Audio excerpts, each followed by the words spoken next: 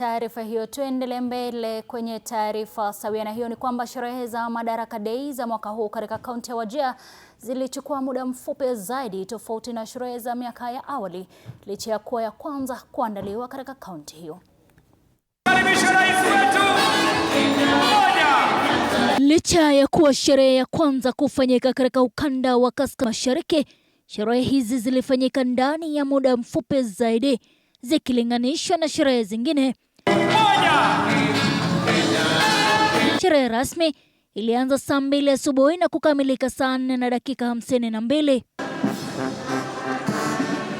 Ni desturi na tamaduni ya dini ya Kiislamu kufanya dua mara kwa mara, na hivyo kuwa sababu kuu ya kufupishwa kwa muda wa sherehe hizi. Tuko na furaha sana. Hii ilikuwa fursa nadra kupatikana tangu tubati uzalendo wa Kenya. Sisi leo tumeona mambo mengi sana, na hii tulikuwa tunaona tu TV ama ilikuwa tu live station, lakini leo ilikuwa live, na hiyo fursa yote iliwezekana kwa niaba ya Ruto, rais wetu mpendwa. Hotuba ya rais ikichukua takriban dakika 45 na za viongozi wengine muda mfupi zaidi, huku wakati wa burudani ukifupishwa pamoja na idadi ya wazungumzaji. Chichi Josephine, TV 47. Kwingineko ni kwamba